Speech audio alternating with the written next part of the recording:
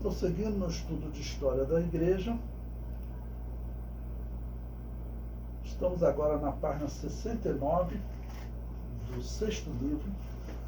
Vamos falar de Urbano II, esse Papa que está vivendo nesse período controverso, onde tem dois papas. O Papa do Imperador continua, né, nas ações dele, no governo dele, junto com o Imperador, e o Papa de Roma é esse Urbano II.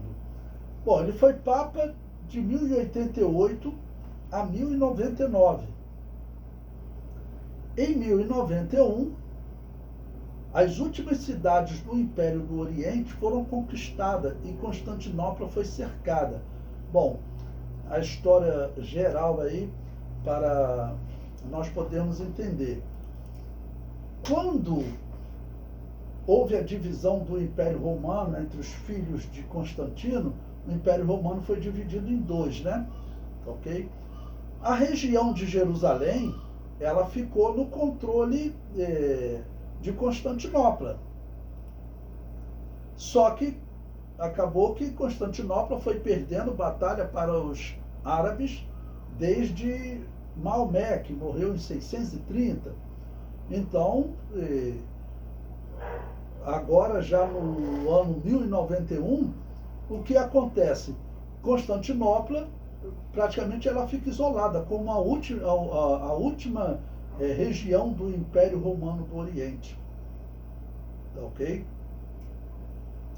O comentário prossegue. O Papa Urbano II viu a oportunidade de tomar posse de Jerusalém, um importante reduto que passaria das mãos dos árabes diretamente para as mãos da Igreja Católica Romana.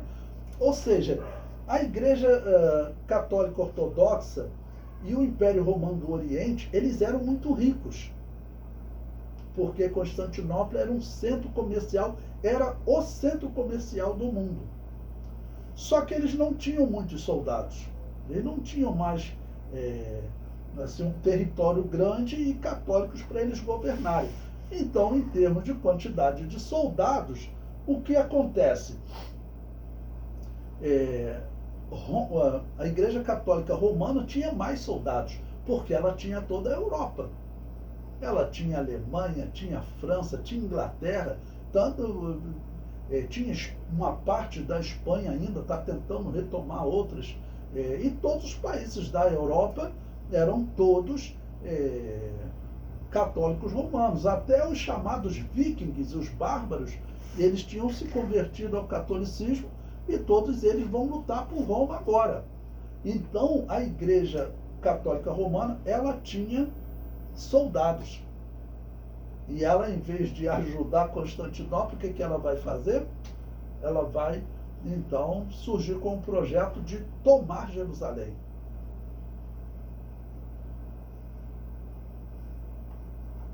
No Concílio de Clermont, em 1095, a Igreja Católica cria as indulgências, venda de salvação.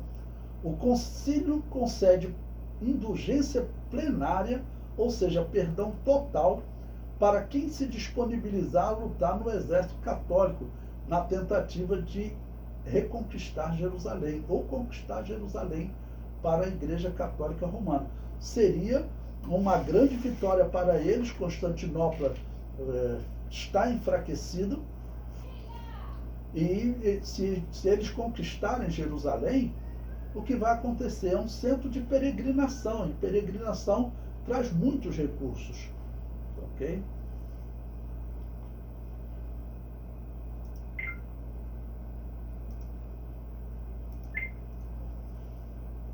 Bom, prosseguindo agora, vamos ao item 48, a primeira, boto sempre entre aspas, Guerra Santa. Bom, vamos explicar uma coisa. Professor, vamos chamar de Guerra Santa ou de Cruzadas? Vamos lá, como que os católicos chamavam? Eles chamavam de Guerra Santa. Cruzada vai ser o nome que os historiadores darão para essa guerra. Mas a Igreja Católica chamava de Guerra Santa. Foi uma defesa de Agostinho de Hipona, que era também chamada de Guerra Justa, né? Que a Igreja Católica tinha o poder de matar para implantar o reino de Deus, purificar o reino de Deus. ok? Então o ano é 1095 da era cristã. Peguei um texto aí de um historiador da revista super interessante, que ele diz: com o implacável Gregório VII, o papado passou da defensiva para o ataque. Se antes precisava de proteção, agora se impunha com ameaças de excomunhão. Hoje, os papas se declaram apenas pastores espirituais. Naquela época, eram soberanos políticos com sonhos de hegemonia, dispostos a conquistar o mundo pela cruz e pela espada. A maior prova de poder e ambição veio em 1095, quando Urbano II ordenou que os reis cristãos marchassem contra o Oriente Médio para libertar Jerusalém, governada por muçulmanos desde o século VII. Cerca de 25 mil peregrinos e guerreiros cristãos começaram a escrever uma das páginas mais brutais da história. As Cruzadas, eu acrescento, ou Guerra Santa, é assim que os católicos chamavam. Durante a tomada de Jerusalém, em 1099, ou seja, a ordem, o projeto começa em 1095, em 4 anos eles tomam Jerusalém. Durante a tomada de Jerusalém, em 1099, quase todos os judeus e muçulmanos da cidade foram massacrados. Nos 200 anos seguintes, mais 8 cruzadas marchariam sobre a Terra Santa. E esse historiador aqui está falando de judeus e muçulmanos, mas não tinham só judeus e muçulmanos lá não. Tinham anabatistas também. Ok? Porque no governo muçulmano, eles davam liberdade para as outras religiões. Judeu, anabatistas, seitas gnósticas, todos poderiam estar lá. Isso, irmãos, assim, é inquestionável na história. Os muçulmanos, eles são mais tolerantes que os católicos. E isso difama muito o cristianismo. Porque, para o historiador, a Igreja Católica é a representante do cristianismo. Por isso que a todo momento eles estão chamando de cristianismo, cristianismo, cristianismo. Eles pensam realmente que aqui seria a Igreja de Jesus lutando, quando na verdade não é. As cruzadas fizeram parte do projeto de domínio da Igreja Católica. Eles afirmavam que os reis que estavam implantando o reino de Deus, o milênio do Apocalipse, mas na verdade era um projeto de poder da antiga religião pagã romana que foi organizado na Igreja Católica com nomes de personagens bíblicos. Então, para os reis, eles estavam implantando esse reino, mas nós sabemos que não. Esse reino terá Jesus diretamente reinando sobre eles. Não tem como ser a própria Igreja Católica. O argumento de Urbano II para convencer os católicos a lutarem por Jerusalém. Veja o que ele diz, uma parte do discurso dele, Eu o digo aos presentes e ordeno que seja dito aos ausentes. Cristo está mandando. Todos que forem e lá perderem a vida, seja no caminho por terra ou no mar, ou na luta contra os pagãos, terão perdão imediato dos seus pecados. Isso eu concedo a todos que marcharem em virtude do grande dom de Deus que me tem dado. O grande dom que Deus me tem dado. Ou seja, enganando o povo, a quantidade de mortos, irmãos, não tem como ser calculado. Porque para a população, esse era o representante de Deus na terra. E se ele mandou, vão ter pessoas que vão vender tudo para cair na estrada de qualquer maneira, até se preparam para lutar, porque Deus mandou, ele vai dar a vitória. O resultado vai ser uma catástrofe terrível. No final, eles conquistam Jerusalém, mas vai ter muita morte. Os cidadãos entregavam as suas propriedades e partiam para Jerusalém, na esperança de morrer na santa cidade e assim garantiu um acesso direto ao céu. Urbano II convocou uma guerra santa, era assim que eles chamavam. Historiadores mais recentes passaram a utilizar o termo cruzada.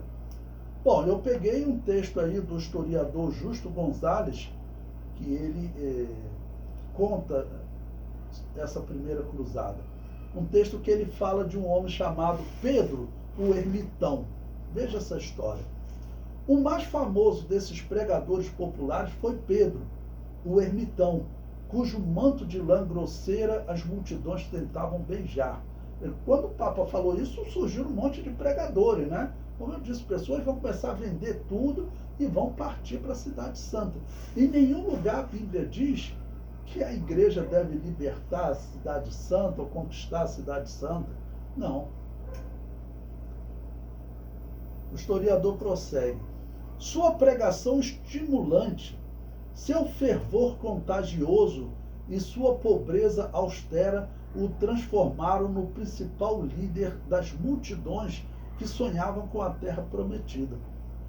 Conta-se que muitas pessoas arrancavam os cabelos da sua mula para guardá-los como relíquia. Pedro, o ermitão, atravessou toda a França anunciando a cruzada e levando atrás de si uma multidão cada vez maior de seguidores entusiasmados. Enquanto os nobres e os cavaleiros preparavam cuidadosamente sua expedição, essa gente, oprimida por suas circunstâncias do momento, simplesmente decidia seguir a Pedro ou a algum outro pregador semelhante.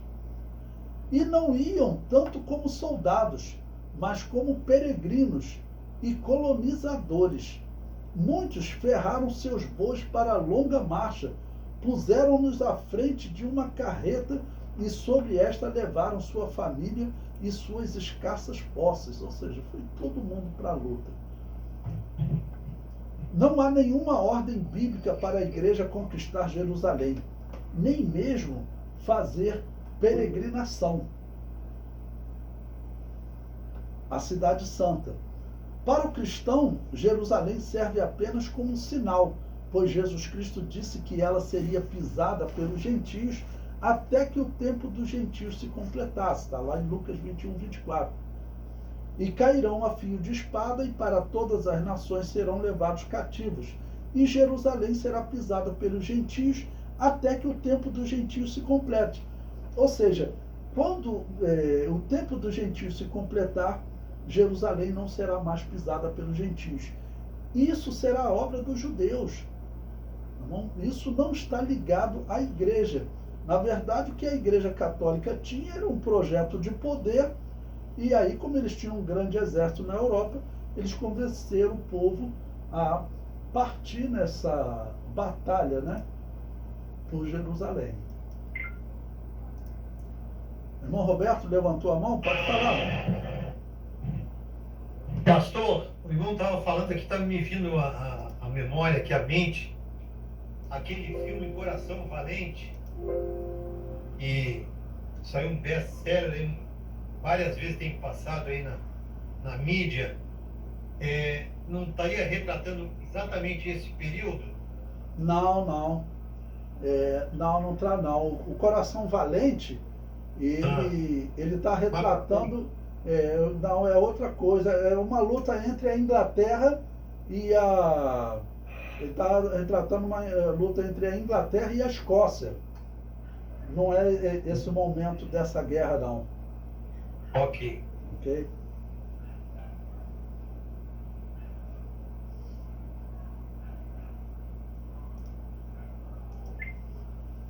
Pois bem, prosseguindo, vamos agora ao item 49 do material didático, as cruzadas e os judeus na Europa.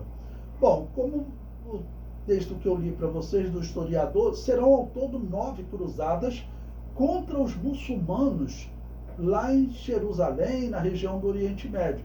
E terão muitas outras, terão cruzadas contra os anabatistas, terão cruzadas contra os gnósticos, terão cruzadas contra os nórdicos que ainda praticavam paganismo, e terão cruzada contra os muçulmanos que tinham ocupado a Espanha e Portugal.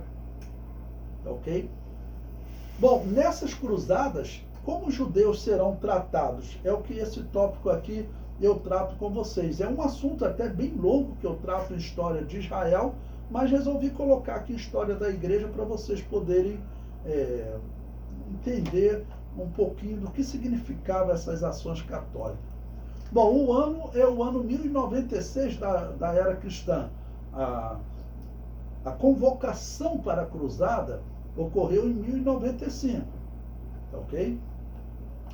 Eu comento, em meio à ordem do Papa Urbano II para a luta por Jerusalém, surgiu na região da Renânia um boato que apontava os judeus como tendo matado um católico e lançado o corpo dele no poço da cidade para envenenar a água.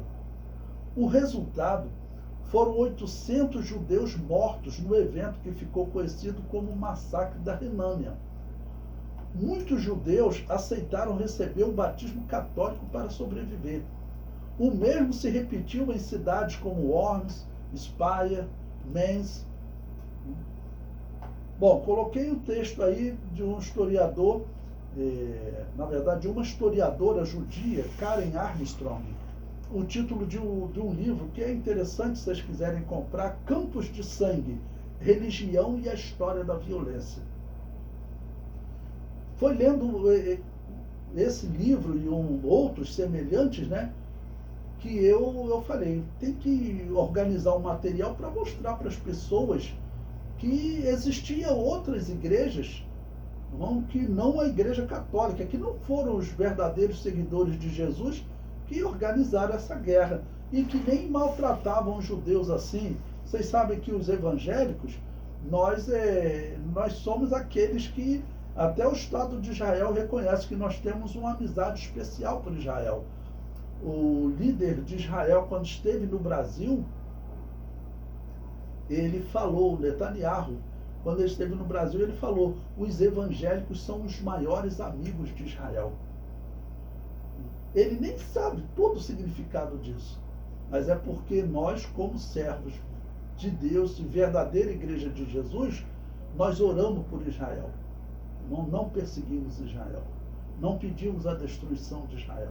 Nós dizemos que Israel ainda faz parte do plano de Deus, enquanto católico, protestante e reformados dizem que não mais. Bom, então, esse historiador, essa historiadora fala sobre o massacre da Renânia.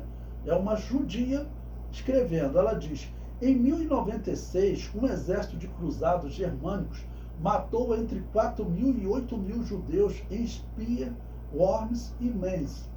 Seu líder, Emicho de Leiningen, se apresentou como um imperador da lenda popular que aparecia no Oriente nos últimos dias e combateria o anticristo em Jerusalém. Jesus não podia voltar, acreditava Emicho, até todos os judeus terem se convertido ao cristianismo. E por isso, enquanto suas tropas se aproximavam das cidades da Renânia, com grandes comunidades judaicas, que é na Europa ainda, Renânia, né? Emicho determinou que os judeus fossem batizados à força sob pena de morte. As cruzadas tornaram a violência antissemita uma doença crônica na Europa. Sempre que uma cruzada era convocada, primeiro os cristãos atacavam os judeus em casa. Então veja, para essa historiadora judia, esses católicos eram cristãos. Nós sabemos que não. Agora, nós temos que explicar para o mundo essa verdade, que os verdadeiros cristãos eram os anabatistas. Ok? E isso até para evangelizar um judeu, uma judia. Como que eu vou falar de Jesus para essa judia? Bom, ela publicou esse livro em 2014. Como eu vou falar de Jesus para essa judia se ela acredita que os seguidores de Jesus mataram eles de forma violenta, cruel? Não. Bom, coloquei aí para vocês um quadro que retrata o massacre de Worms. Um quadro pintado entre 1802 e 1844. E o comentário prossegue do historiador. Em 18 de maio de 1096, seguidores do líder alemão dos cruzados, conde Emílio de Leningen, chegaram ao Worms, Alemanha, dando início a um massacre que terminaria dias depois com o assassinato de 800 judeus. Quando os cruzados chegaram à cidade, corria o boato que os judeus haviam matado um cristão e usado seu cadáver para contaminar a água e envenenar os poços da cidade. A população local mais tarde juntou forças com Emílio e lançou um ataque selvagem contra os judeus da cidade, que se refugiaram no palácio do bispo Adalberto, embora outros optassem por permanecer fora de seus muros. Eles foram os primeiros a serem massacrados. Famílias judaicas inteiras foram chacinadas nas casas. Rolos da Torá foram retirados da sinagoga e destruídos. Os cruzados conseguiram batizar poucos judeus à força. Muitos optaram por tirar suas próprias vidas. Mães mataram seus filhos para depois se matarem. Segundo um cronista, pelas ruas da cidade somente se escutava o Shema Israel. Uma pausa para explicar a vocês. Shema Israel é aquele ouve Israel que Deus falou para Moisés, né? Yahvé Elohim, Yahvé é um. Dizendo que só existe um Deus. Bom, para os judeus, o cristianismo era uma farsa. Principalmente porque praticava a crença no purgatório, o paganismo, né? Que os judeus lutam contra até hoje, apesar de ter movimentos judaicos que querem implantar o paganismo, querem implantar a doutrina do purgatório lá. Mas os judeus, eles falavam, olha, se eu aceitar Jesus, aceitar o batismo cristão, eu estou negando Deus do Antigo Testamento. Porque o que esses seguidores de Jesus fazem é contrário ao que o Deus do Antigo Testamento me ensinou e exige de mim na lei. Então, eles preferiam cometer suicídio. Existem muitos casos na história, vocês conhecem a história da fortaleza de Massada, onde os judeus preferiram cometer suicídio do que serem escravizados. Aqui eles estão preferindo cometer suicídio para não se render ao Jesus dos católicos. Terrível, né? Mãe matar os próprios filhos. O historiador prossegue. 2 dias mais tarde, chegou a hora dos judeus no palácio episcopal. Diante da ameaça dos cruzados, o bispo Adalberto tentou convencer os judeus entrincheirados que se deixassem converter. Eles pediram um tempo para pensar. Esgotado o prazo, o bispo abriu as portas e encontrou uma cena dantesca. Não tinha sobrado um único judeu com vida. Todos se haviam suicidado. Eis o relato do cronista judeu. No dia 25 de Liar, o terror se instalou sobre aqueles judeus que se abrigaram no palácio episcopal. Eles se fortaleciam pelo exemplo de seus irmãos, santificando-se em nome de Deus, observando a palavra do profeta. As mães caem sobre suas filhas e os pais caem sobre seus filhos. Um matava seu irmão, outro seus pais, esposa e filhos. Todos aceitavam de bom grado o desígnio divino, entregando suas almas ao Todo-Poderoso, gritando: ouve Israel, o Eterno é nosso Deus, o Eterno é um. Eles usam o Eterno porque eles não pronunciam o termo Yahvé, ou Javé, dependendo da tradução. E o nosso Deus é tradução de Elohim, né? Então, quando eu falei Yahvé, eles botam Eterno aqui. O texto bíblico certo é: ouve Israel, Yahvé, Elohim, Yahvé é um. Esse é o texto, né? Yahvé é nosso Elohim, Yahvé é um. Mas eles não gostam de pronunciar o nome Yahvé e pronunciam então o termo eterno. O que está errado, eles deveriam seguir a Bíblia. O comentário prossegue. Segundo a crônica, Os cruzados não respeitaram sequer os mortos. Retirando os corpos do palácio, cortaram-nos em pedaços e dispersaram seus restos. Apenas o judeu Sincher Cohen se salvou e foi batizado à força.